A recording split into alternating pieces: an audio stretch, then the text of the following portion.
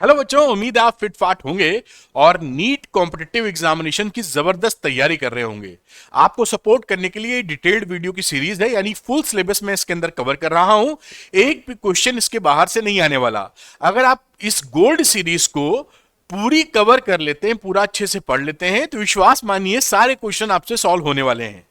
हम लोग class 11th की फिजिक्स खत्म कर चुके हैं, क्लास 12th की फिजिक्स पर हैं, चैप्टर 3 पर है करंट इलेक्ट्रिसिटी पर, और उसका आज लास्ट पार्ट करने वाले हैं मेजरिंग इंस्ट्रूमेंट्स का, जिसमें हम लोग व्हीटस्टोन ब्रिज वगैरह, वोल्टमीटर, मीटर वगैरह पढ़ेंगे।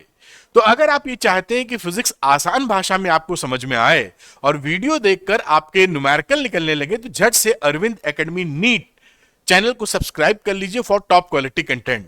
ध्यान रखिएगा कि अगर आपका सपना है गवर्नमेंट कॉलेज में सिलेक्शन, 650 का टारगेट तो आपको रखना ही पड़ेगा, और वो केवल बायो से नहीं आ सकता है। बायो में बेस्ट परफॉर्मेंस के बाद, यानी 360 में 360 लाने के बाद भी आपको मोटे तौर पर 300 नंबर की जरूरत पड़ जाएगी।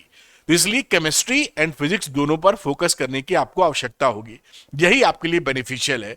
और फिजिक्स में कई बच्चे तो बहुत डरते हैं, उसी डर को निकालने का मेरा प्रयास है, इजी भाषा में, सरल भाषा में, पॉजिटिविटी के साथ आसानी से आपको बताने की इच्छा है, जिससे आप फिजिक्स में भी अच्छा करें और गवर्नमेंट कॉलेज में अपना सिलेक्शन देखें और आगे बढ़ सकें। चलिए बात को स्टार्ट करते हैं।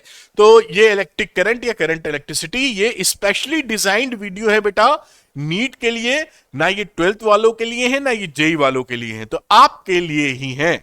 और हम लोग इसका करने वाले हैं पार्ट नंबर 5, मेजरिंग इंस्ट्रूमेंट। और मैंने आपको हेल्प करने के लिए क्या किया है कि इन वीडियोस का एक वीडियो लाइब्रेरी बना दी है, चैप्टर टॉपिक लिखकर उनके सामने लिंक लगा दिए हैं। तो ये देखिए क्लास 11 नीट का, क्लास 11th का जो कोर्स है गोल्ड सीरीज का, ये सारे चैप्टर्स के नाम है, टॉपिक है, किसी भी चीज को प्ले करेंगे यहां तो आपको वो टॉपिक ओपन हो जाएगा, वीडियो देख सकते हैं। और ये बाजू में आपको क्लास 12 फिजिक्स दिखाई पड़ रहा है। तो इससे क्या होगा कि आपको यह भी मालूम रहेगा कि आपके लिए क्या क्या मटेरियल आ रहे हैं, वो और भी लगते चले जाएंगे, अपडेटेड मिलेगा ये। तो आपको भटकना नहीं पड़ेगा और पूरी फिजिक्स बहुत ही सुंदर तरीके से आप पढ़ पाएंगे। अब इस वीडियो लाइब्रेरी पर आप पहुंचेंगे कैसे? तो इसके लिए होम पेज पे चले जाइए अरविंद एकेडमी के, अरविंद एकेडमी नीट चैनल के, और ये देखिए लिंक लगा हुआ है। इस लिंक को क्लिक करेंगे, ऐसे ही 2-3 लिंक खुलेंगे, पहले वाले को क्लिक करते ही आप ऑल वीडियो लाइब्रेरी पर पहुंच जाएंगे बेटा। और यही नहीं, मैं डिस्क्रिप्शन में इसका लिंक भी लगा दूंगा, जिससे आप इस वीडियो के बाद अगर दूसरा वीडियो देखना चाहते हैं तो आप क्लिक करके आप देख सकें। तो एक तो होम पेज से चले जाएंगे आप, दूसरा मैं डिस्क्रिप्शन में लिंक लगा दूंगा जहां से आप जा सकते हैं। इससे फायदा क्या है ऑल वीडियो लाइब्रेरी से? आपका कोई भी टाइम वेस्टिंग नहीं होगी, इजी एक्सेस है, और साथ में आपको यह पता रहेगा कि अरविंद सर कौन कौन से वीडियो, कौन कौन सी सीरीज आपके लिए लेके आ रहे हैं, जिससे पूरी फिजिक्स आपके लिए हलवा हो जाए और आप गवर्नमेंट कॉलेज में सेलेक्ट हो जाएं। चलिए एक कदम और आगे बढ़ाते हैं। कुछ बच्चों का कहना रहता है सर जो पढ़ा रहे हैं उसका पीडीएफ भी उनको मिल जाए, तो पीडीएफ के लिए Arvind academy NEET Telegram channel को ज्वाइन कर लीजिए, लिंक डिस्क्रिप्शन में दिया हुआ है, यहां पर इसके पीडीएफ को मैं अपलोड कर दूंगा। यह है अरविंद एकेडमी ऐप, इसको भी डाउनलोड कर लीजिए। डाउनलोड करने के बाद लिंक डिस्क्रिप्शन में दिया है, इसके स्टोर सेक्शन में जाइएगा, वहां नीट के लिए कुछ स्पेशल कोर्सेज मिलेंगे जो नीट की जर्नी को आपको काफी आसान कर देंगे। आपके डॉक्टर बनने का सपना ये पूरा करा सकते हैं। तो अरविंद एकेडमी ऐप को डाउनलोड कर लीजिए, स्टोर सेक्शन में जाइए और उन कोर्सेज को लेकर अपने डॉक्टर बनने का सपना जरूर पूरा कीजिए। चलिए आज स्टार्ट करते हैं जिस वजह से ये वीडियो बन रहा है। तो शुरुआत करेंगे हम लोग बेटा गैल्वेनोमीटर से। गैल्वेनोमीटर क्यों? क्योंकि हमारे पास जो मेजरिंग इंस्ट्रूमेंट हैं उनका बेसिकली काम क्या है? या तो सर्किट के अंदर करंट को मेजर करना या वोल्टेज को मेजर करना। करंट और वोल्टेज, इन दो चीजों का मेजरमेंट हमको चाहिए होता है। तो उसके लिए हम सबसे शुरुआत में गैल्वेनोमीटर की चर्चा करते हैं। शायद मेरे ख्याल से अलग स्लाइड में ये बात कहनी चाहिए मुझे। गैल्वेनोमीटर की चर्चा करते हैं। गैल्वेनोमीटर क्या होता है? बहुत ही सेंसिटिव डिवाइस होता है, थोड़ी सी भी ज्यादा करंट अगर जाएगी तो फूक जाता है। तो इसलिए ये किस काम में आता है? बहुत ही कम जो करंट होती है, स्मॉल करंट्स, उनका डिटेक्शन पता कर देता है। डिटेक्शन कैसे? क्योंकि गैल्वेनोमीटर में ये जो इसका पॉइंटर होता है ना, वो दोनों तरफ मूव कर सकता है। ऐसे इसके देखिए मार्किंग होती है और ऐसे समझ लीजिए डब्बा लगा हुआ है। तो ये इधर इधर दोनों तरफ मूव कर सकता है। तो आपको ये बता देता है कि करंट की डायरेक्शन क्या है और करंट है कि नहीं इस सर्किट में। Detection and direction of the current can be measured, can be seen from, can be detected from the galvanometer। तो ये इस काम में ज्यादा आता है, लेकिन ध्यान रखिएगा स्मॉल करंट अगर आप नापना चाहते हैं तो बहुत ही छोटी करंट आप नाप सकते हैं इस गैल्वेनोमीटर से, क्योंकि ये हाईली सेंसिटिव है। जैसे ही ज्यादा करंट इसके अंदर जाएगी ये भाई साहब निकल लेंगे, मतलब फूक जाएंगे, ब्लोन अप हो जाएंगे, बर्न कर जाएंगे। ठीक, लेकिन हमें तो जरूरत है ज्यादा करंट भी नापने की। तो हम क्या करते हैं बेटा, इसी ये जो गैल्वेनोमीटर थे, इसी गैल्वेनोमीटर से हम कुछ चेंजेस करके या तो एमीटर बना लेते हैं या वोल्टमीटर बना लेते हैं। जो एमीटर होता है ये करंट को नापने के लिए काम आता है। जो भी रेंज है, जितना भी बड़ा करंट आपको नापना है उसके लिए कैसे एमीटर बनाएंगे अभी हम लोग देखेंगे। और वोल्टेज नापने के लिए, ये वोल्टेज नापने के लिए बन जाता है और ये करंट नापने के लिए बन जाता है एमीटर। बनता इस गैल्वेनोमीटर में चेंज करने से ही है। तो खैर आप इतनी बात समझ गए होंगे कि गैल्वेनोमीटर का मेन काम है डिटेक्शन ऑफ करंट एंड उसका डायरेक्शन क्या है, बहुत ही स्मॉल करंट नापेगा। नॉर्मली इसको करंट नापने के लिए कम इस्तेमाल करते हैं या नहीं करते हैं क्योंकि हाईली सेंसिटिव डिवाइस है। अब गैल्वेनोमीटर्स के से कन्वर्ट करके जब हम एमीटर बनाते हैं तो कैसे बनाते हैं ये भी हम बताएंगे आपको। लेकिन सबसे पहले एमीटर जो गैल्वेनोमीटर से बनाया गया है वो हमारे लिए करेगा क्या, वो हमारे लिए करंट को मेजर करेगा। करंट क्या मेजरमेंट, कितने एम्पियर की करंट जा रही है ये हमको बता देगा। साथ में ये जो एमीटर होता है हमेशा सर्किट के सीरीज में लगता है, मतलब जिस ब्रांच में, जैसे मान लीजिए ये ब्रांच है और इसमें आप करंट पता करना चाहते हैं कितनी है, तो इसी के सीरीज में आपको एमीटर लगा देना होता है। तो ये लगता है हमेशा कैसे, सीरीज में। अब क्योंकि सीरीज में लगा है इसलिए हमारी कोशिश रहती है कि इसका रेजिस्टेंस खुद का कम से कम रहे, क्योंकि इसका रेजिस्टेंस अगर ज्यादा होगा तो जो एक्चुअल करंट आ रही है उसको ये चेंज कर देगा, तो सही मेजरमेंट नहीं मिलेगा हमको। बात समझ में आ रही होगी ना। इसलिए हम कोशिश करते हैं कि ये जो एमीटर हमने बनाया है जिसको हम सीरीज में लगाएंगे करंट नापने के लिए, उसका खुद का रेजिस्टेंस बहुत ज्यादा कम हो। अगर वो जीरो कर दें हम थ्योरेटिकली, वैसे तो नहीं कर पाएंगे, थ्योरेटिकली अगर जीरो कर लें तो उसको बोलते हैं आइडियल एमीटर। ये सब लिखा भी हुआ है लेकिन बड़ी समझदारी और समझने वाली बात है। अगर हम ऐसा कर पाए कि कोई एमीटर ऐसा बोले जिसका रेजिस्टेंस खुद का शून्य है तो हम बोलेंगे वो आइडियल एमीटर है। ये हाइपोथेटिकल केस है, थ्योरेटिकल केस है, एक्चुअली तो ऐसा संभव नहीं है। तो ये देख सारी बातें लिखी जो आप समझ गए यहां पर। अब अगली चर्चा करेंगे कि भाई हम लोग गैल्वेनोमीटर से एमीटर को बनाएंगे कैसे। बहुत ही सिंपल सी बात है, हम यहां पर इसके पैरेलल में एक शंट लगा देते हैं। आखिर ये अंट शंट है क्या कई बच्चे इसमें भी कंफ्यूज हो सकते हैं, मान लीजिए पहले ठीक से नहीं पढ़ा है। तो शंट क्या होता है, बहुत ही कम रेजिस्टेंस का जो वैल्यू होता है, रेजिस्टेंस होता है, उसको शंट बोलते हैं। What is shunt? Shunt is a very low resistance, बहुत कम रेजिस्टेंस जो होता है उसको शंट बोलते हैं। और गैल्वेनोमीटर के, हम ये देखिए यहां पे लिखा है, गैल्वेनोमीटर के पैरेलल में इसको लगा देते हैं। क्यों? जिससे हम इसको एमीटर में चेंज कर पाए। अब देखिए क्या होता है, इससे फायदा क्या होता है। अगर आपने गैल्वेनोमीटर ये लगा रखा है, शुरू में करंट आ रही थी आईजी, आईजी लिखने का मतलब current in galvanometer, G subscript जो लगा इसका ये मतलब है। अब ये आईजी तो बहुत कम होनी चाहिए, क्योंकि अगर ज्यादा हुई तो ये भाई साहब निकल लेंगे जल जाएंगे, बंद कर जाएंगे, ब्लोन अप हो जाएंगे। तो हमें क्या करना पड़ता है, और हमें ज्यादा करंट नापनी है, हमें आई नापनी, जो कि आईजी के बड़े पापा हैं, ज्यादा है मतलब वैल्यू। तो हम क्या जुगाड़ करते हैं, इसके पैरेलल में देखिए शंट लगा दिया। अब करंट हमेशा क्या फॉलो, कौन सा पाथ फॉलो करता है, लीस्ट रेजिस्टेंस का पाथ। ये आप शुरू से पढ़ते आ रहे हैं 9th क्लास से, कि करंट तो वो पसंद करता है जहां पर उसके लिए ऑब्स्टेकल या रेजिस्टेंस कम हो। एक साफ सुथरी सड़क आपको भी चाहिए होती है, जहां गड्ढे वड्ढे वो पसंद आप नहीं करते, वैसे करंट नहीं करता है। तो जो करंट आई हमने भेजी, देखिए यहां पर आई। अब इसके बाद यहां आपके दो रास्ते हैं, एक तो गैल्वेनोमीटर में जाने का जहां पर रेजिस्टेंस है गैल्वेनोमीटर का, और एक शंट जिसका रेजिस्टेंस बहुत ही ज्यादा कम है। इसको लिख दीजिए वेरी लो रेजिस्टेंस, है ना। तो इस समय ये करंट क्या पसंद करेगा, इसका बहुत ज्यादा पार्ट इस शंट से चला जाएगा, क्योंकि शंट में लीस्ट रेजिस्टेंस पाथ मिल रहा है। इसलिए अगर मान लीजिए 100 यूनिट की करंट आपने भेजी है, तो 1 यूनिट गैल्वेनोमीटर से गई, 99 इधर से चली गई।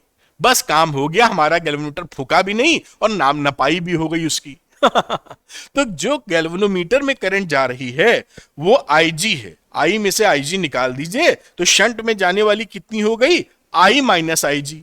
समझ में आ रही है बात भाई, आईजी इधर जा रही है, आई टोटल थी, तो आई माइनस आईजी ये शंट से जा रही है। अब क्योंकि ये शंट और गैल्वेनोमीटर ये देखें ये दोनों पैरेलल में हैं, तो इनके वोल्टेज सेम होंगे।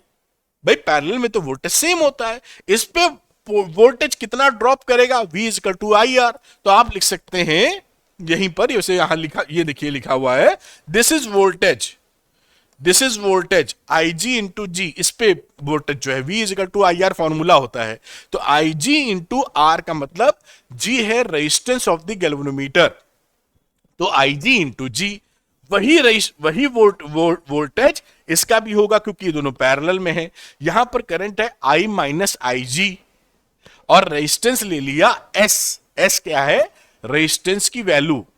तो I minus I G into S, क्योंकि दोनों पैरेलल में थे तो वोल्टेज बराबर कर दिया। अब यहां से S की वैल्यू निकाल लो, ये देखिए S की वैल्यू आ गई। तो ये आपको फॉर्मूला मिल गया। यहां पर IG है गैल्वेनोमीटर की करंट, या फुल स्केल गैल्वेनोमीटर करंट बोलते हैं। कैपिटल G है रेजिस्टेंस ऑफ गैल्वेनोमीटर, और I है डिजायर्ड रेंज कि 0 से लेकर कितने एंपियर तक का आप एमीटर बनाना चाहते हैं, 5 एंपियर का, 15 एंपियर का, या जो भी आपकी आवश्यकता है वो आई की वैल्यू हो जाएगी। और ये क्या है, उसके लिए कितना शंट चाहिए होगा, शंट का मतलब कितना लो रेजिस्टेंस की वैल्यू चाहिए जो पैरेलल में गैल्वेनोमीटर के लगाएंगे आप। ठीक है, तो एस हो गया शंट कितना रिक्वायर्ड है, और बाकी चीजें मैंने आपको इलेबोरेट कर दी। चलिए एक न्यूमेरिकल छोटा सा कर लेते हैं, जिससे ये बात और गहराई से हमारे दिमाग तक पहुंच जाए। तो ये देखिए, what shunt resistance is required to make the 1 milli ampere 20 ohm galvanometer into an emitter with a range of 0 to 50 milli ampere. देखिए 0 to 50 मिली एम्पियर का मतलब है कि हम I की वैल्यू यहां पर कितनी हो गई है, 50 मिली एम्पियर, क्योंकि 50 मिली एम्पियर का करंट हम नापना चाहते हैं। इसलिए गैल्वेनोमीटर से हम लोग एमीटर बनाने की कोशिश कर रहे हैं। तो शंट कितना चाहिए होगा, शंट का फॉर्मूला हमने देखा था, ये वैल्यू थी IG, I minus I G into G. अभी हमने पीछे निकाला है ये फॉर्मूला। अब यहां पे वैल्यू कुछ नहीं करना, पुट कर देना। IG ये गैल्वेनोमीटर करंट है 1 मिली एम्पियर, तो वैल्यू रख दीजिए 1 इंटू 10 की पावर माइनस 3 अपॉन I की वैल्यू 50 मिली एम्पियर,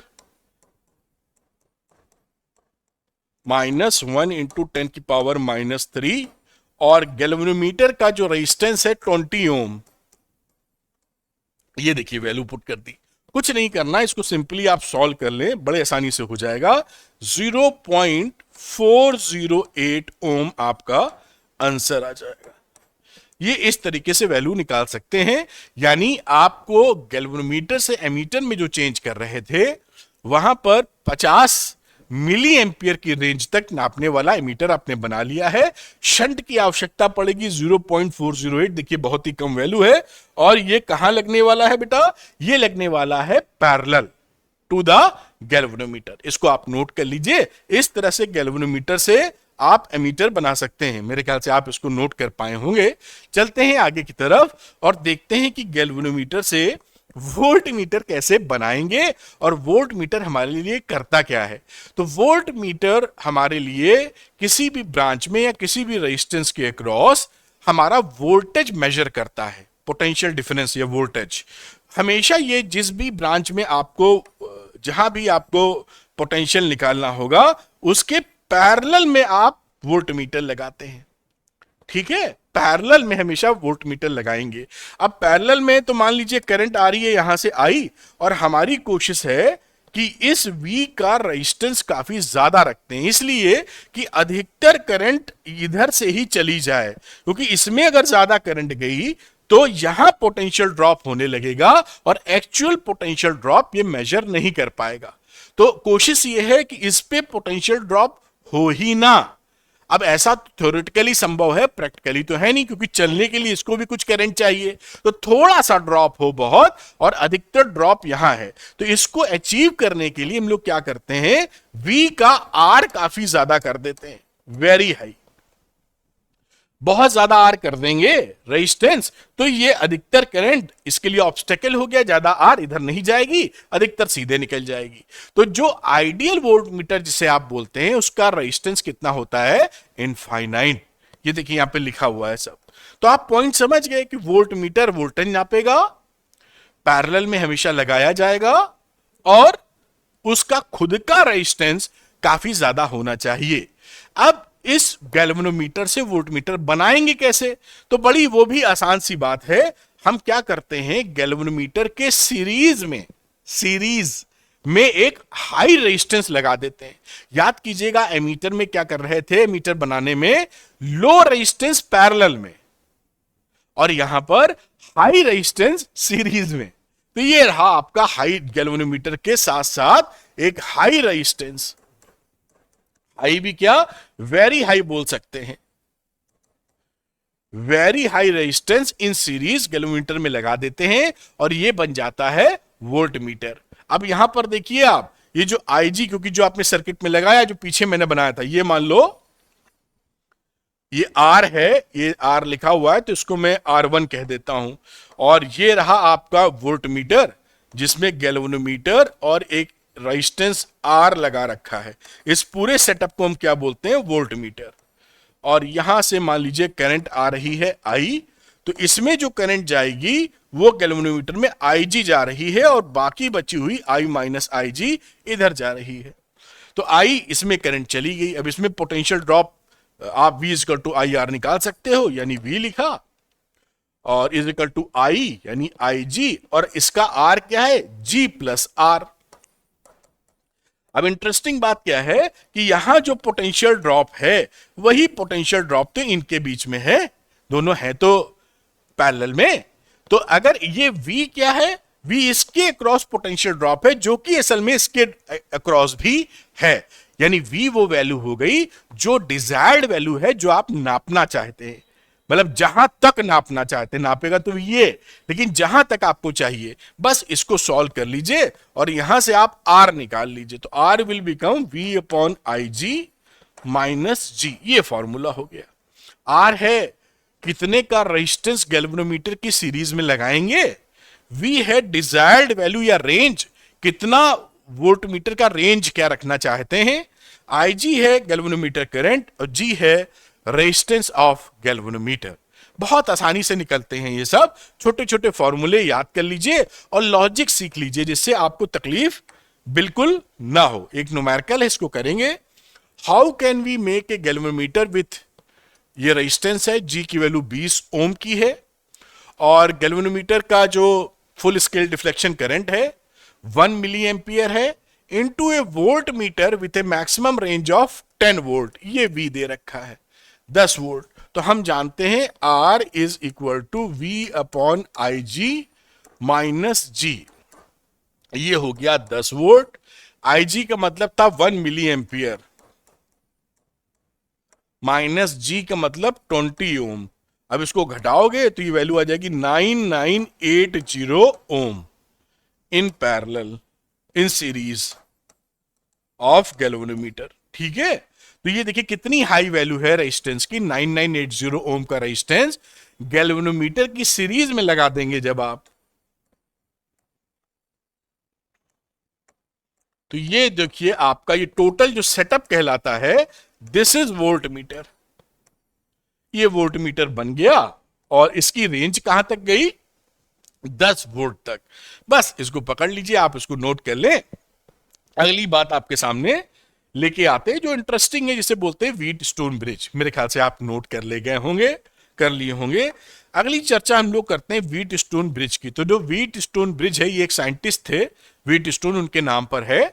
और इसमें कमाल की बात क्या है कि अगर हम किसी भी रेजिस्टेंस की वैल्यू पता करना चाहते हैं, नॉन रेजिस्टेंस उसको पता करना चाहते हैं, तो बहुत हम लोग एक्यूरेटली एंड स्पीडली, मतलब बहुत ही जल्दी और सही, क्विकली एंड एक्यूरेटली हम इसकी वैल्यू पता कर सकते हैं कि ये अननोन रेजिस्टेंस कितने का है। तो ये किस तरह काम करता है ये देख लेते हैं। मान लीजिए ये वैल्यू मैंने P लिखी है, ये रेजिस्टेंस Q है, ये R है, ये S है। इस Q की वैल्यू मान लीजिए नोन नहीं है, हमें पता करनी है Q की वैल्यू कितनी है। तो इसके ये देखिए ब्रिज टाइप है, इसके बीच में एक गैल्वेनोमीटर लगा देते हैं और यहां से हम इसको, जो बैलेंस्ड व्हीट स्टोन ब्रिज होता है उसका मतलब क्या है, देखिए यहां पे लिखता हूं बैलेंस्ड व्हीट स्टोन ब्रिज।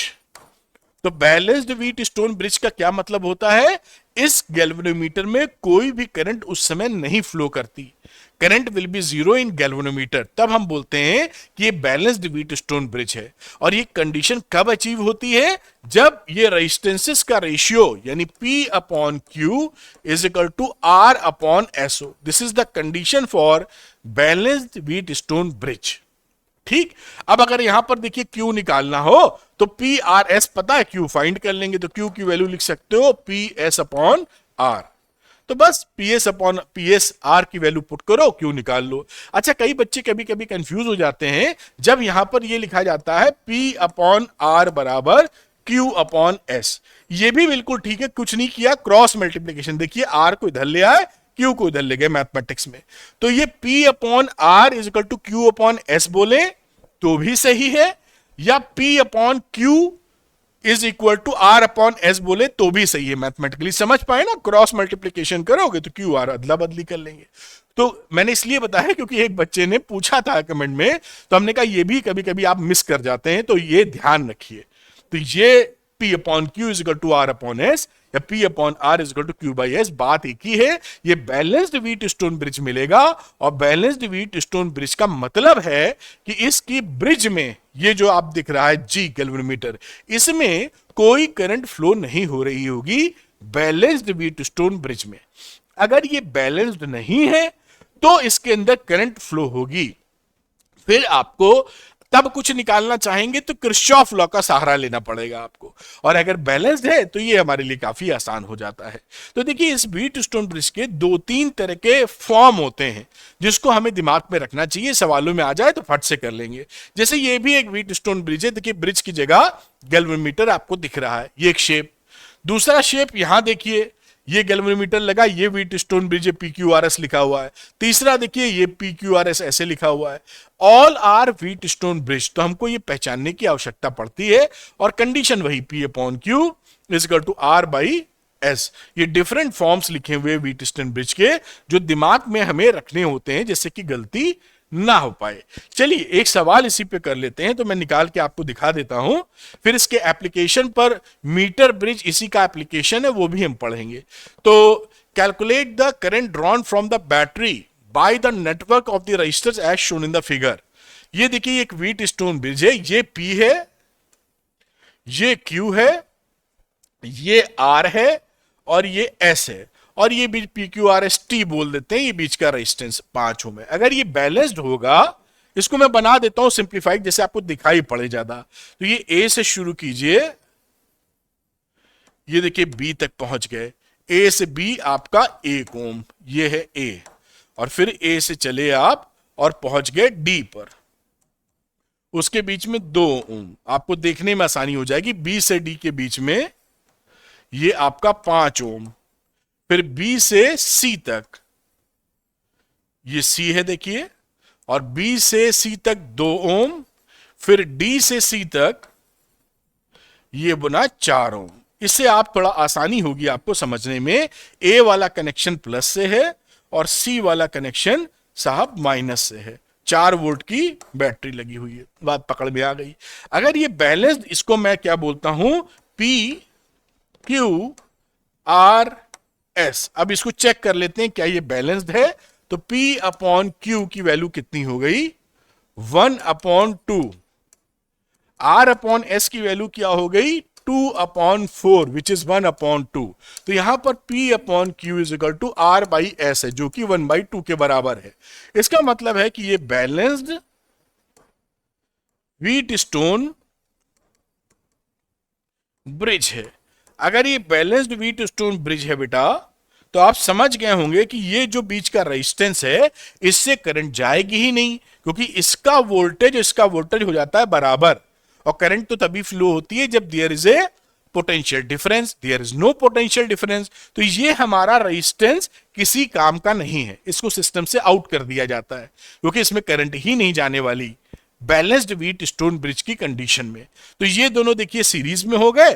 तो ये सर्किट अब अगर हम रिजॉल्व करें तो ये देखिए 1 और 2 ओम यानी 3 ओम ऐसे लगा दो।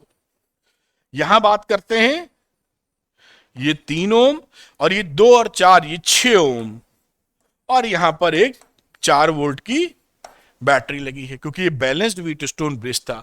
अब इसका हम नेट निकाल देते हैं आर पैरेलल लिख देता हूं। तो 3 इंटू 6/3 प्लस 6 18/9 यानी 2 ओम का रेजिस्टेंस हो गया। पैरेलल में है ना फॉर्मूला 2 के लिए R1 R2 upon R1 plus R2। अब यहां पर 4 वोल्ट की बैटरी है। अब V is equal to IR लगा दो। V है 4 और 2 है ये, तो 2 एंपियर की इसमें करंट हो गई। तो इसमें कितनी करंट जा रही है बेटा 2 एंपियर की। इस तरह आप कर लेंगे, कोई इसमें समस्या नहीं है। It is so simple. थोड़ा सा मजबूती से प्यार से आप देखेंगे, आप वैसा ही स्कोर करेंगे जैसा आप बायो में स्कोर करते हैं, और आप रिकॉर्ड तोड़ देंगे। नीट में सपना पूरा करेंगे डॉक्टर बनने का, मैं आपको बता रहा हूं।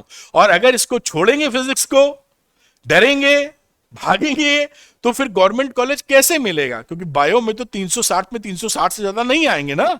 बेस्ट परफॉर्मेंस की बात कर रहा हूं। 2 क्वेश्चन गलत हो गए तो 350 ही आएंगे।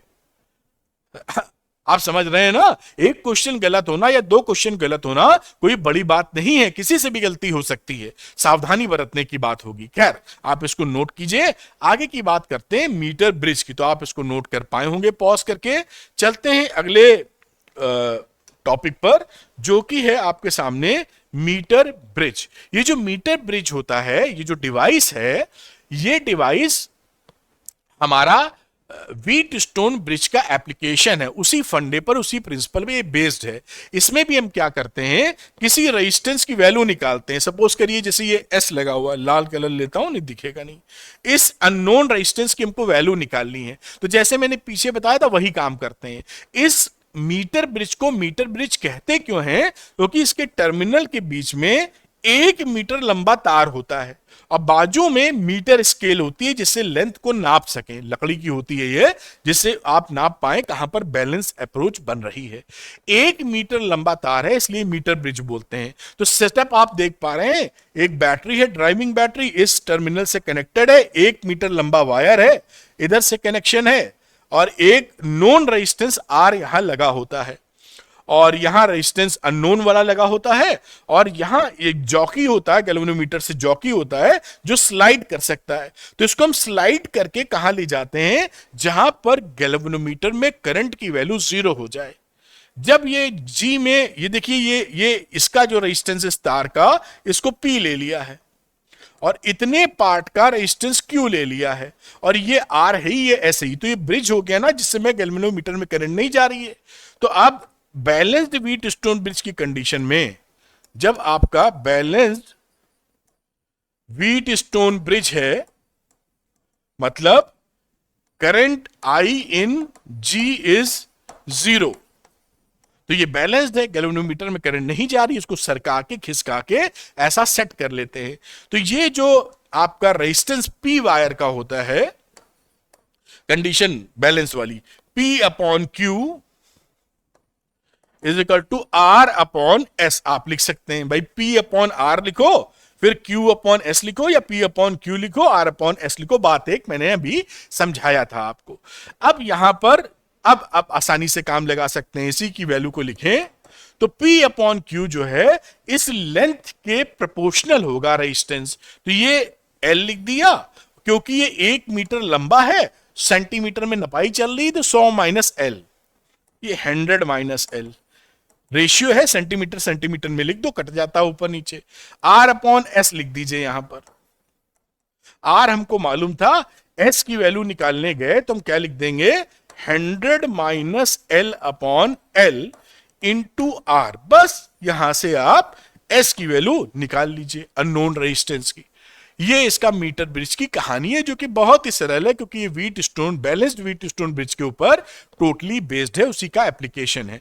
तो आप समझ गए होंगे, ये फॉर्मूला बाजू में मैंने आगे लिखा भी है। और अगर इन रेजिस्टेंसेस को दोनों नहीं पता है, दोनों की वैल्यू कंपेयर करना है, तो आर बाई एस यहां से दिख ही रहा है, एल अपॉन 100 माइनस एल। तो ये दोनों ही फॉर्मूले हमारे काम के हो जाते हैं। आप इसको पॉज करके नोट कर सकते हैं, और अगली बात मैं दिखाता हूं, फिर एक सवाल भी करेंगे इस पे। ये देखिए, ये सारी चीजें मैंने आपको बताई। ये एस का देखिए फॉर्मूला आ गया था हमारे पास, और ये एप्लीकेशन क्या है, अननोन रेजिस्टेंस को नापना और दो रेजिस्टेंसेस को आपस में कंपेयर करना। ठीक है, चलते हैं अगली बात देखते हैं, जो अगले न्यूमेरिकल की तरफ ले जाता है हमको। और इन द फॉलोइंग सर्किट, ये एक सर्किट है, a metre bridge is shown in its balanced state. Balanced state के अंदर मीटर ब्रिज है, यानी गैल्वेनोमीटर में जो ब्रिज है वहां पर करंट की वैल्यू आपकी 0 है बेटा। The metre bridge wire has a resistance of 1 ohm centimetre, यानी हर सेंटीमीटर का रेजिस्टेंस जो है वो 1 ओम है। किसका, जो मीटर ब्रिज है, यानी 1 मीटर लंबा जो वायर है यहां से लेकर यहां तक, इसका जो रेजिस्टेंस है वो 1 सेंटीमीटर की लेंथ पर 1 ओम का है।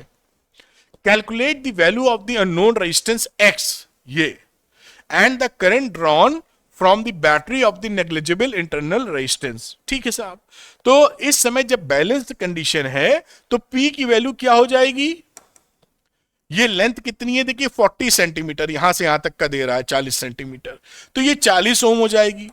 क्यों, क्योंकि लेंथ के भाई 1 सेंटीमीटर का 1 ओम, तो 40 सेंटीमीटर का 40 ओम। ठीक, इसी तरह इसकी बात करती है, इसको हमने लिख दिया है साहब P लिख दो, इसको Q लिख दो, तो Q का क्या हो गया, जिसे रेजिस्टेंस ऑफ J भी बोल सकते हैं। मैं सीधे लिख रहा हूं, इतना तो आप समझ ही जाएंगे, दैट इज 60 ओम। 60 सेंटीमीटर लंबा है, 1 सेंटीमीटर 1 ओम दे रहा है, तो 60 सेंटीमीटर 60 ओम आपका देने वाला है। और यहां मैं इसको R ले लेता हूं, यहां मैं इसको S, तो R की वैल्यू क्या हो गई, X के बराबर, और S की वैल्यू हो गई 6 ओम के बराबर। बैलेंस्ड कंडीशन में, in balanced condition P upon Q is equal to R by S। तो P कितना है, 40 upon 60 is equal to X upon 6, तो X की वैल्यू यहां से आ गई 4 ओम। तो ये देखिए, यहां से आप आराम से कैंसिल वगैरह कर सकते हैं, 4 ओम आ गई X की वैल्यू, हमने ये निकाल ली। अब टोटल रेजिस्टेंस ऑफ वायर अब निकालेंगे, करंट निकालने की बात कर रहा है, पहला आंसर आ चुका है। अब फॉर I, तो टोटल रेजिस्टेंस ऑफ वायर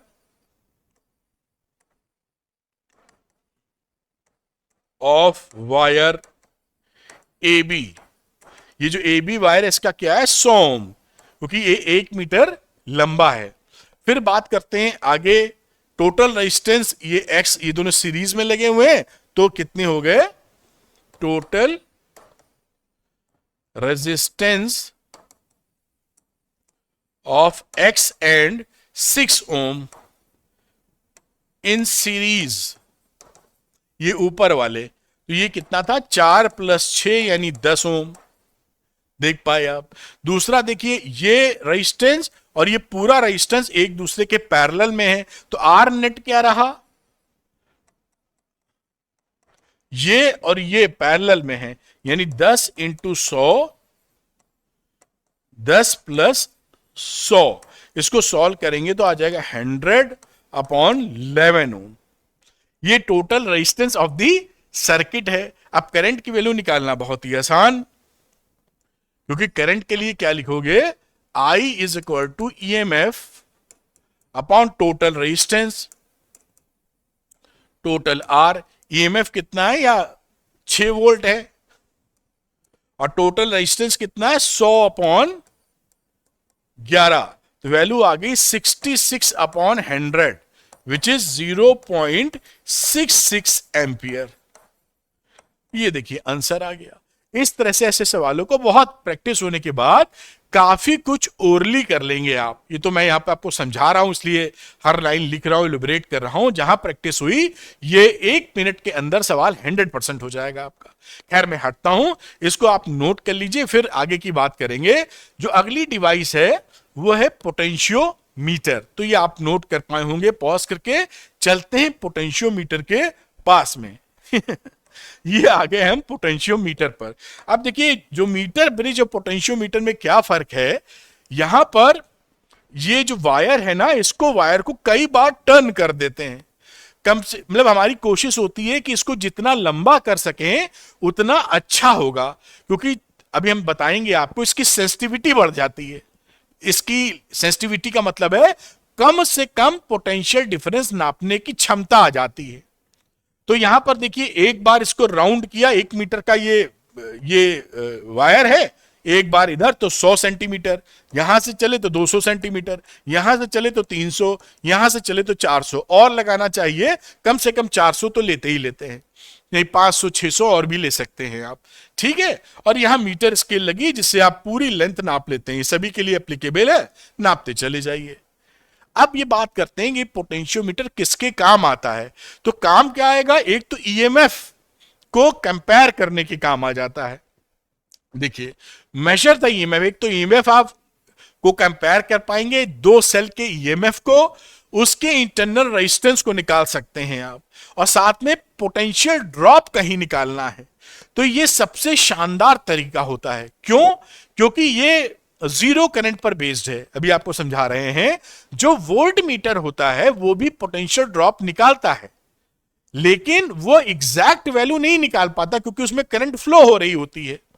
ये पोटेंशियोमीटर आपका exact value of potential drop निकाल देता है। अब आप ये सोच सकते हैं कि सर जब ये इतना बढ़िया है, एग्जैक्ट वैल्यू पोटेंशियल ड्रॉप की निकाल रहा है, तो वोल्ट मीटर की आवश्यकता ही क्या है। तो आवश्यकता यह है कि वोल्ट मीटर छोटा डिवाइस आपकी जेब में आ जाएगा, और ये पोटेंशियोमीटर बड़ा है, तो ये कन्वीनियंट डिवाइस नहीं है। तो आपको कहीं भी आप देखते होंगे, मैं आपके इलेक्ट्रीशियन आते होंगे या इलेक्ट्रॉनिक्स वाले की टीवी खराब हो गई, कुछ खराब हो गया, जहां पर नापना है उनको, तो वो निकालते हैं मीटर और उसका घुंडी चेंज करते हैं और थर्ड से नाप लेते हैं कितना पोटेंशियल ड्रॉप है। पोटेंशियोमीटर में तो एक ये प्लैंक पर लगा होता है, एक पटरे पर पूरा सेटअप, और ये 1 मीटर लंबा तो है ही, बाकी 4 राउंड अलग पड़े हुए। It is a big device, it is not convenient to carry anywhere. तो आप बात समझ में आ गई आपको कि इसलिए कन्वीनियंस के तौर पर थोड़ा बहुत गलत रीडिंग भले दे दे वोल्ट मीटर, लेकिन हमारा काम अच्छे से हो जाता है, आसानी से लेकर कहीं भी चले जाते हैं। इसलिए वोल्ट मीटर भी होना चाहिए और पोटेंशियोमीटर भी होना चाहिए, ठीक है। तो ये आप सेटअप समझ गए। और यहां पर ये देखिए, यहां से एक निकाला है गैल्वेनोमीटर, ये जॉकी रहता है जो स्लाइड कर सकते हैं किसी भी वायर पर। ये यहां पर एक ड्राइविंग सेल रहता है जिसकी वैल्यू ज्यादा होनी चाहिए, जो हम यहां पर अभी अप्लाई करेंगे। ये एमीटर है करंट नापने के लिए, और ये जो वायर होते हैं, ये वायर एक ही मटेरियल के होते हैं, एक जैसे कंपोजिशन के होते हैं, इनका क्रॉस सेक्शन एरिया या रेडियस भी सेम होती है। और जब इसमें करंट फ्लो करते हैं यहां से ना हम लोग, तो कांस्टेंट करंट रखते हैं। ये सब क्यों मैं बोल रहा हूं, जिससे अभी आप समझ पाएंगे इन बातों को। क्या समझ पाएंगे कि जैसे जैसे देखिए यहां लिखा V is proportional to L, इसमें जैसे ही आपने करंट भेजी, ये करंट फ्लो होने लगती है ऐसे, ठीक। तो ये करंट जो फ्लो हो रही है, ये V is proportional to L होती है, और ये तब हो पाती है जब इसके अंदर कांस्टेंट करंट जावे और इनका क्रॉस सेक्शन एरिया एक जैसा रहे पूरे वायर का, और कंपोजिशन भी एक जैसा रहे। तब तो हम कहेंगे ना कि ये 1 मीटर लंबा था तो 1 वोल्ट घटा, दूसरा मीटर लंबा था तो 2 सेंटीमीटर आगे बढ़े तो 2 वोल्ट घटा, वगैरह वगैरह। तो हम यहां पर कह पाते हैं V is proportional to L तब जब कांस्टेंट करंट और सेम कंपोजिशन और सेम क्रॉस सेक्शन का वायर, पूरा एक जैसा वायर यहां से यहां तक लगा हो। अब इसी को प्रोपोर्शनलिटी कांस्टेंट कहते हैं, तो V इज इक्वल टू के एल कह देते हैं। इसको बोलते हैं हम लोग potential gradient. Potential gradient, potential gradient का मतलब क्या होता है? अगर मैं के लिखूं यहां पर तो V अपॉन एल लिख दोगे। तो पोटेंशियल ग्रेडियंट का मतलब है पर यूनिट लेंथ कितना पोटेंशियल ड्रॉप हो रहा है, यानी यहां एक यूनिट लेंथ आप बढ़े तो कितना पोटेंशियल ड्रॉप हो रहा है आगे बढ़ने पर। ये पोटेंशियल ड्रॉप यानी पोटेंशियल ग्रेडियंट हम जितना कम कर सकेंगे, यानी एक लेंथ की वैल्यू ज्यादा पर पोटेंशियल ड्रॉप तब रिक्वायर्ड कम हो, मतलब कम पोटेंशियल ड्रॉप हो, ज्यादा लेंथ चलना पड़े उसके लिए, यानी पोटेंशियल ग्रेडियंट हमारा कम हो। तो इससे फायदा क्या मिलेगा कि इसकी सेंसिटिविटी ऑफ पोटेंशियोमीटर बढ़ जाएगी। मतलब हम छोटे से छोटे पोटेंशियल को भी, क्योंकि लेंथ ज्यादा है, सपोज करिए ग्रेडियंट पोटेंशियल ग्रेडियंट हमने कम कर दिया, कम करने का मतलब है ज्यादा लेंथ पर V कम मिलेगा। 1 मीटर पर 1 वोल्ट मिल रहा है तो 0.1 वोल्ट भी नापना होगा, तो हम यहां पर आराम से खिसका लेंगे 1 सेंटीमीटर या 10 सेंटीमीटर, आराम से नाप लेंगे। बात समझ में आई होगी ना? तो सेंसिटिविटी बढ़ाने के लिए के की वैल्यू घटा देनी चाहिए। के कैसे घटेगा? एल को बढ़ाने पर। ठीक है, ये पोटेंशियल ग्रेडियंट का मुद्दा आप समझ गए हैं। और जिस ये देखिए V इक्वल टू के एल वगैरह लिखा था, ये मैंने आपको बात बताई थी। और फिर इसी के आगे अगर आप चलें तो ये पोटेंशियल ग्रेडियंट जिसे के को बोलते हैं, के का मतलब V बाई एल है, जो मैंने आपको समझाया है। ठीक, अब आगे की बात और समझिए कि कैसे एप्लीकेशन इसका क्या हो रहा है। तो एप्लीकेशन में देखिए यहां पर 2 सेल लिए जा रहे हैं, इनके ईएमएफ को हम लोग कंपेयर करेंगे।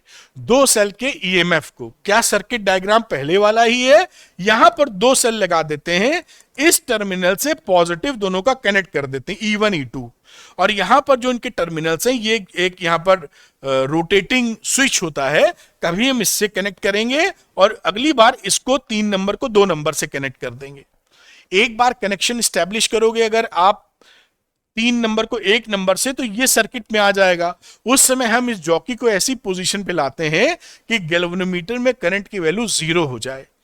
जब 0 हो जाती है तो जो E1 की वैल्यू है ना, ये भाई ये करंट ऐसे फ्लो होना चाहता है, ये ऐसे फ्लो होना चाहता है, लेकिन फ्लो तो हो नहीं रहा है। इसका मतलब क्या है कि इस समय इस E1 की वैल्यू क्या है, जितना आपका ड्रॉप है वायर के ऊपर पोटेंशियल उसी के बराबर। तो पोटेंशियल ड्रॉप को कैसे लिखते हो? V is equal to I R. तो ये रहा देखिए I1 I, और R का मतलब है XL1। What is X here? X की वैल्यू है रेजिस्टेंस पर यूनिट वायर, यानी एक यूनिट वायर पर X रेजिस्टेंस है। तो L1 लेंथ पर कितना है? X इंटू L1, ये टोटल क्या हो गया? रेजिस्टेंस।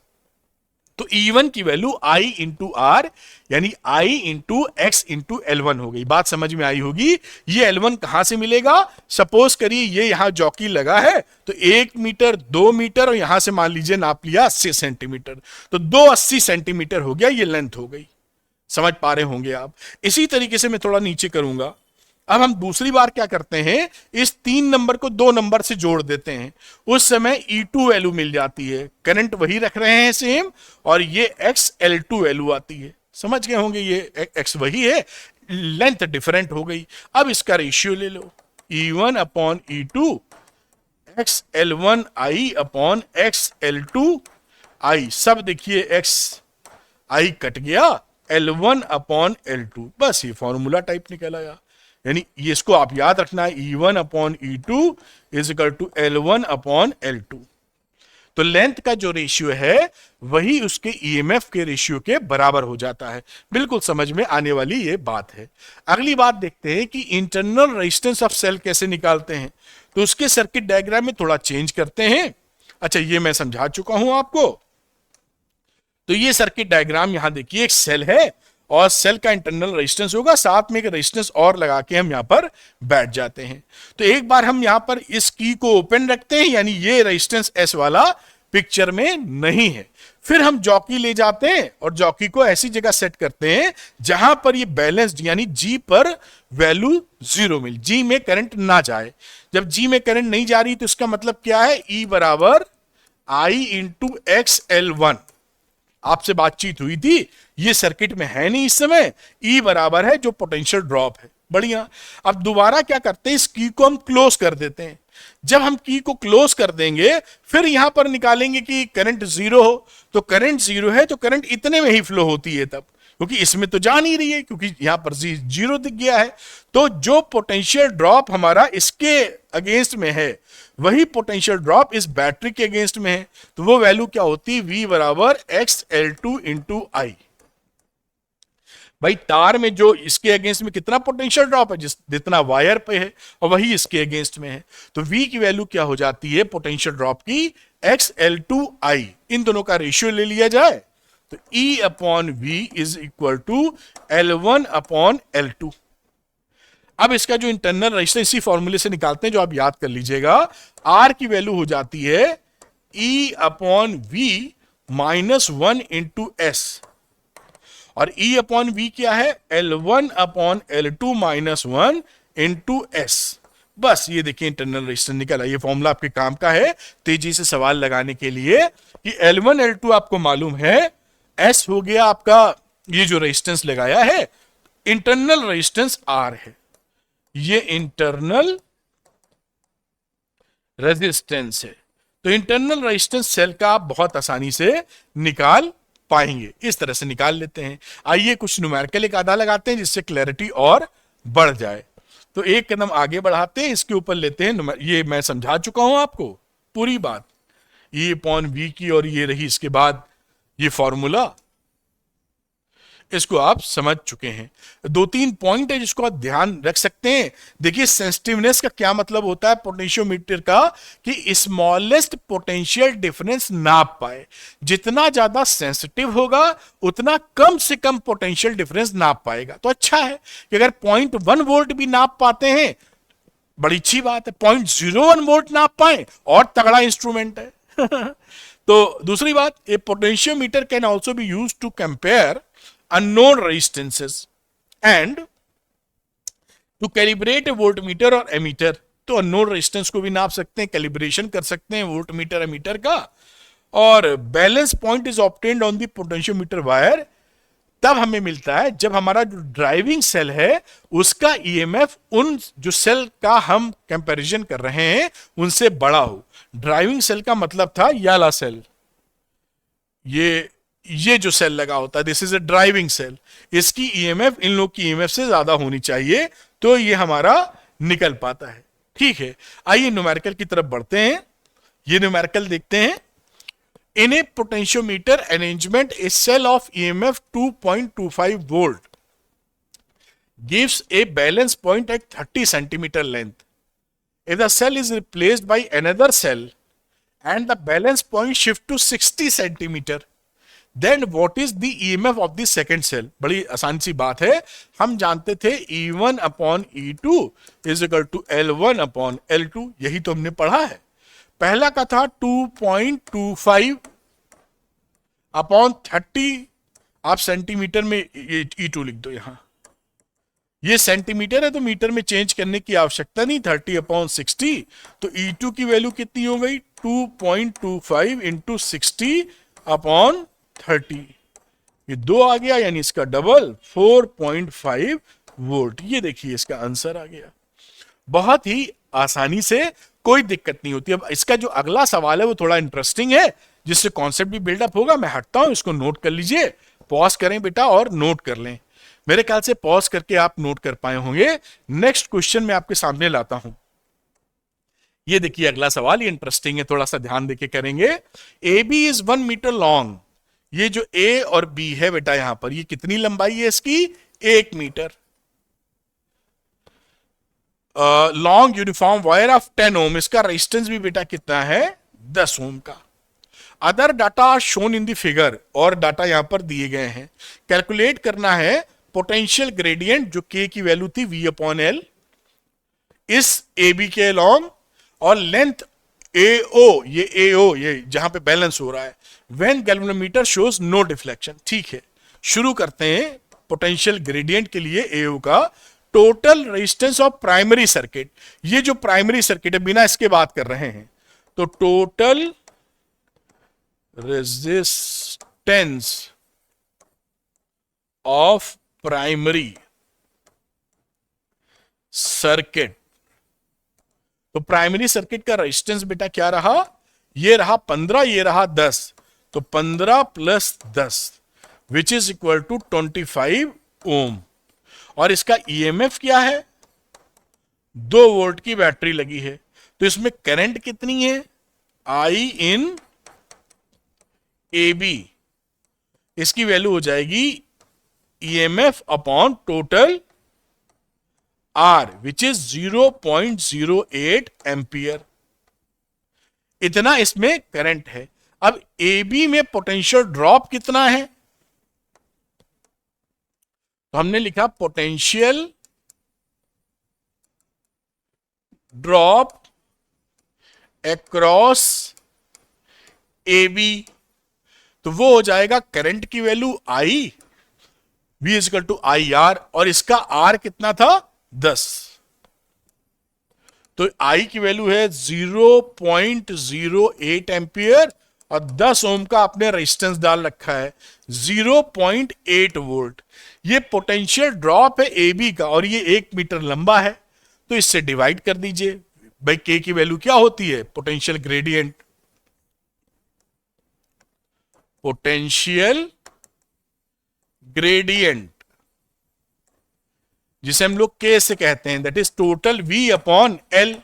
V कितना है यहां पर 0.8 वोल्ट, और सेंटीमीटर से हम डिवाइड कर देते हैं 100 से, तो ये वैल्यू क्या हो गई 0.008 वोल्ट पर सेंटीमीटर। यही आंसर है पहले वाले का।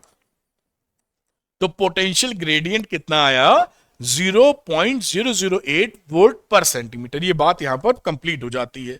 अब ये सेकंड पार्ट स्टार्ट होता है लेंथ AO निकालने के लिए, जहां पर गैल्वेनोमीटर में डिफ्लेक्शन हमको ना मिले। अब इस सेकेंडरी सर्किट का रेजिस्टेंस निकालते हैं, तो रेजिस्टेंस ऑफ सेकेंडरी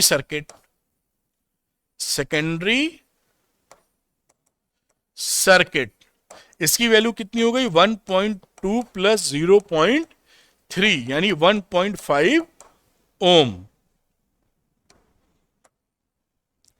ये देखिए 1 पॉइंट, इस सर्किट की बात करो तो 1.2 और ये 0.3 जुड़ गया, और ईएमएफ इसका कितना है, इसका ईएमएफ है 1.5 वोल्ट। तो करंट इन सेकेंडरी सर्किट क्या हुआ, करंट इन सेकेंडरी सर्किट, उसकी वैल्यू हो जाएगी I is equal to EMF 1.5, resistance V is equal to I R, 1.5 दोनों है, यानी 1 एम्पियर की करंट इसके अंदर आ गई। यही जो 1 एम्पियर की करंट है ये सेम है 0.3 ओम रेजिस्टेंस में, यही तो जा रही है इसके अंदर से। तो आप इसको थोड़ा सा मैं ऊपर करता हूं और यहां लिखता हूं कि सेम करंट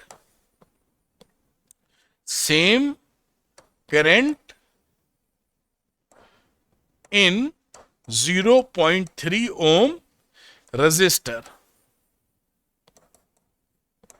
तो पोटेंशियल ड्रॉप कितना रहा बेटा, पोटेंशियल ड्रॉप की बात करें A से लेकर O तक, ये A से लेकर O जहां पर ये काम बना है, तो पोटेंशियल ड्रॉप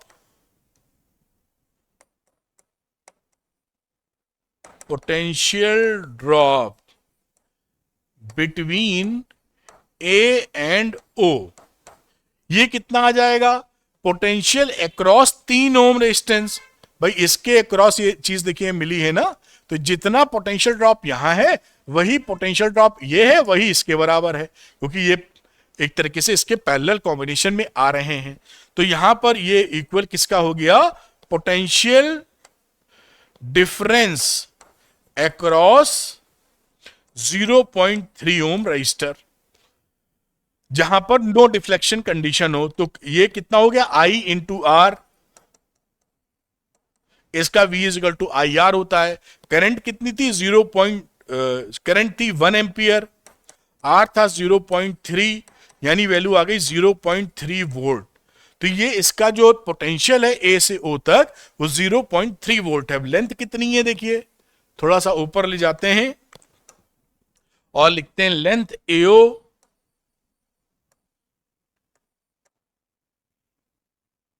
एओ। तो पोटेंशियल ग्रेडियंट का इस्तेमाल करेंगे, potential difference upon potential gradient. या आप सिंपल ले सकते हैं कि भाई पोटेंशियल डिफरेंस कितना होगा, पोटेंशियल ग्रेडियंट 1 यूनिट पर है और आपने इतना पोटेंशियल निकाला है, तो लेंथ कितनी हो गई, ये पॉइंट यहां पर वैल्यू लिख दीजिए। पोटेंशियल डिफरेंस आया 0.3 और पोटेंशियल ग्रेडियंट कितना था इसका, 0.008 वोल्ट पर सेंटीमीटर। इसको सॉल्व करोगे तो आ गया 37.5 सेंटीमीटर। ये आपका देखिए आंसर है, बहुत ही आसानी से निकाल पाए। मैं हटता हूं, इसको नोट कर लीजिए। और अच्छा सवाल था, ध्यानपूर्वक एक बार रिवाइज भी दिमाग में कर लीजिएगा, जिससे ये बात आपके दिमाग तक बैठ जाए। ऐसे सवाल आए तो भी आप बड़े आसानी से इसको कर पाएंगे। मैं हटता हूं, इसको आप नोट डाउन कर लें बेटा। मेरे ख्याल से आप इसको पॉज करके नोट कर पाए होंगे बेटा। इसको थोड़ा ऊपर करता हूं, ये देखिए यहां पर, यहां लाके रोकता हूं जिससे पूरी बात आपको दिख जाए। तो मेरे ख्याल से आप नोट कर पाए होंगे। अब समय आ गया 3 क्वेश्चन चैलेंज का। मतलब जो टॉपिक आज आपने पढ़ा है उसी पर बेस्ड मैं 3 क्वेश्चन आपको दूंगा जिसको आप सॉल्व करें। अगर वो क्वेश्चन सॉल्व हो जाते हैं तो बड़ी खुशखबरी की बात है, और उसका आंसर आप कमेंट सेक्शन में पोस्ट कर दीजिए। अगर वो आपसे ऐसा लगता है कि नहीं हो रहे हैं तो इस वीडियो में टाइम स्टैंप लगा मिलेगा, वहां जाकर 1-2 मिनट फिर भी समझ लीजिए, फिर समझ लीजिए और फिर इन क्वेश्चन को लगा के ही छोड़िए। क्योंकि वीडियो देखना से ज्यादा इंपॉर्टेंट है कि आप समझ के सवाल निकाल पाए। तो आइए चलिए इस बात को आपको दिखाता हूं। और 3 क्वेश्चन चैलेंज है, post your answers in comment section. For answers join Arvind academy NEET Telegram channel, link दिया है डिस्क्रिप्शन के अंदर। पहला रहा क्वेश्चन आपके पास, जिसको मैं 5 सेकंड का वक्त दूंगा आपको, आप इसको ध्यान से देखिए और सॉल्व करके बतावें। तो जल्दी से इसको सॉल्व करें, मेरे ख्याल से 5 सेकंड होने का वक्त आ गया या हो गया है। तो ये पहला क्वेश्चन था। चलते हैं हम लोग दूसरे क्वेश्चन की तरफ। ये है क्वेश्चन नंबर 2। 5 सेकंड इसका ले लीजिए, पॉज कर लीजिए वीडियो को और पॉज करके आप कोशिश कीजिए इसका सवाल निकालने के लिए। तो 5 सेकंड इसके भी हो गए हैं और आंसर निकालकर आप कमेंट सेक्शन में बेटा पोस्ट कर सकते हैं। फाइनल क्वेश्चन ये रहा आपका नंबर 3 क्वेश्चन। मैं हटता हूं और बहुत ही आसानी से इसको कर सकते हैं। आसान सवाल है, लेकिन आपको आया नहीं आया ये थोड़ा सा दिमाग चलाएंगे तब मजा आ पाएगा। तो अगर आप ये चाहते हैं कि फिजिक्स आसान भाषा में समझ में आए, वीडियो देख के न्यूमेरिकल निकले और नीट में सिलेक्शन हो जाए, तो आप झट से अरविंद एकेडमी नीट चैनल को सब्सक्राइब कर लीजिए फॉर टॉप क्वालिटी कंटेंट।